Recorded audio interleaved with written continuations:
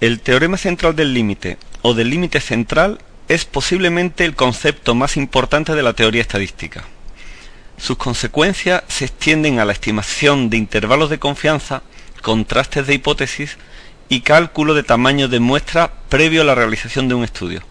Voy a mostraros una serie de simulaciones que nos ayudarán a comprender su importancia y retener los conceptos que van asociados, como muestra, distribución de un estimador, error típico y, por supuesto, la justificación de que, entre todas, la distribución normal es la más importante en estadística. Para ello, vamos a comenzar estudiando una variable muy asimétrica, el peso en una población con sobrepeso que supongo que es muy grande, infinita. Como veis, presenta una fuerte asimetría positiva, es decir, cuando los individuos se alejan mucho del peso medio, tienen tendencia a hacerlo por exceso de peso. En primer lugar, vamos a elegir aleatoriamente individuos de la población de uno en uno, en lenguaje estadístico, con muestras de tamaño 1. Veamos que repitiendo un número alto de veces el proceso, podemos reconstruir de forma aproximada la población. Elegimos al azar el primer individuo y marcamos en la gráfica inferior su valor con un círculo. Elegimos el segundo y añadimos su valor con otro círculo. Elegimos al azar al tercer individuo y lo añadimos a la colección de resultados muestrales. Hacemos lo mismo con el cuarto. A partir de ahora vamos a ir representando abajo un histograma con la distribución de los valores obtenidos en el muestreo. Aunque al principio no lo parece, cuanto más se repite el proceso de muestreo, más se parece la distribución de la muestra a la de la población. En este punto el proceso se ha repetido en 2000 ocasiones y el parecido entre la distribución de la población y la de la muestra es excelente. Nuestra primera conclusión es muy intuitiva entonces. Para tener información precisa sobre la distribución de la población, necesito tener una muestra muy grande. En la investigación médica, sin embargo, es muy frecuente que lo que nos interese sea más bien calcular un número como el efecto medio que tiene un tratamiento sobre un grupo de individuos. Nos interesa eso posiblemente más que la distribución de la población, que es un objetivo demasiado ambicioso. ¿Realmente necesitamos entonces obtener una muestra muy grande? Pues veamos que no. Para ello vamos a empezar tomando muestras muy pequeñas, de tamaño 2. Elegimos la primera muestra aleatoria de 2 individuos, la media de ellos es el punto central, mostrado en rojo, y que enseguida trasladamos al gráfico inferior. Eso es lo que se denomina una estimación de la media.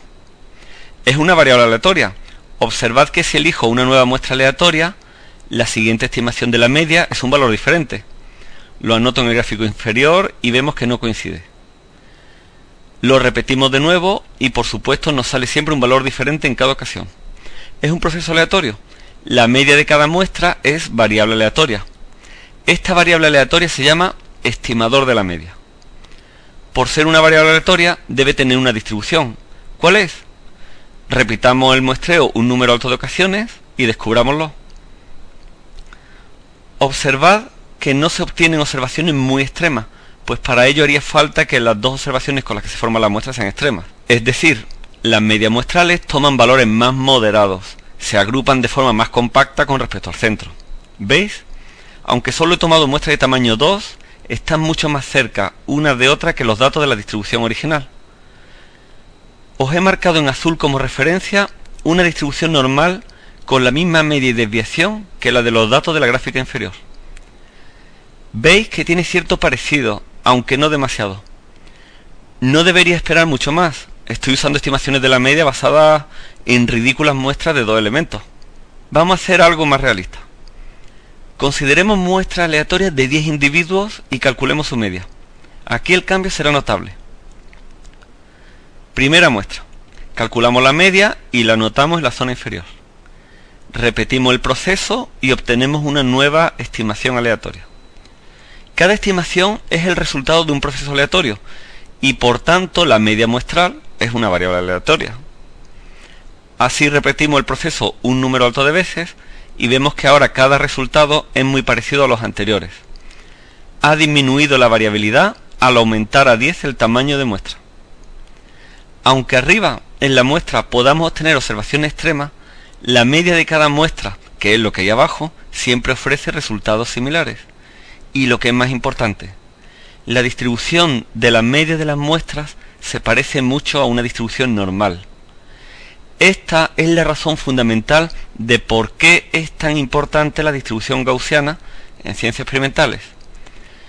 En muchas ocasiones los datos tienen distribución normal, pero incluso si no es normal, como en la población de este ejemplo que es muy asimétrica, no nos importa. El proceso de elegir una muestra aleatoria y calcular su media desemboca de forma inevitable en una distribución normal.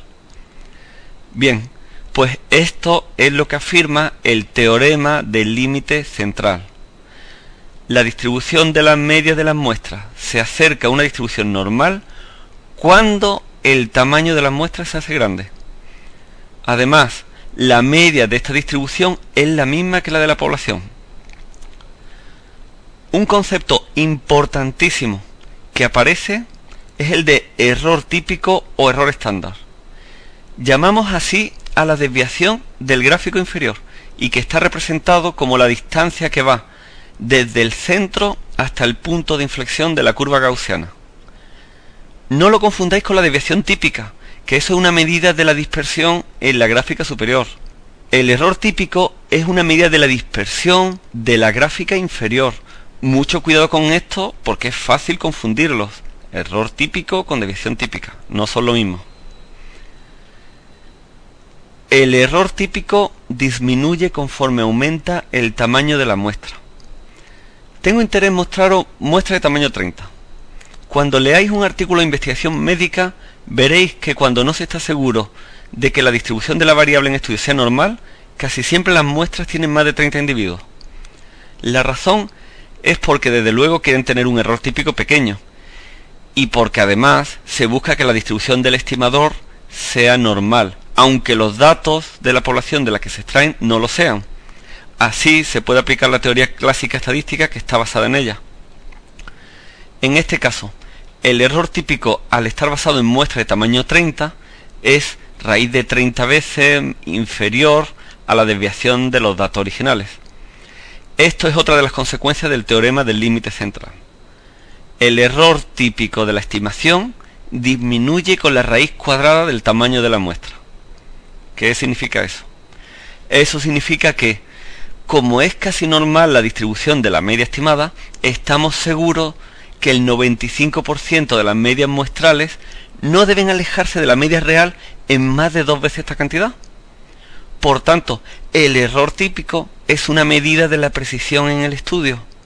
Si quiero garantizar que lo que calculo tenga cierta precisión, aunque se base en un proceso aleatorio, me basta con tomar muestras suficientemente grandes. ¿Cómo de grandes? Pues tan grandes como me haga falta hasta que el error típico me parezca convincentemente pequeño. Dada la normalidad del estimador, estamos seguros que el 95% de las medias muestrales no deben alejarse de la media real en más de 2 veces el error típico. Si busco un resultado con cierta precisión y con una confianza del 95% de que no se supere el margen de error, no tengo más que elegir una sola muestra de tamaño n con n lo bastante grande como para que el margen de error máximo que me he propuesto sea 2 veces el error típico. Bien, hemos tratado muchas cuestiones en estos 10 minutos. Estimación, normalidad, error típico, tamaño de muestra, y os recomiendo que repaséis los conceptos que se han presentado y volváis a repasar el vídeo hasta que, bueno, pues no os resulte tan extraño.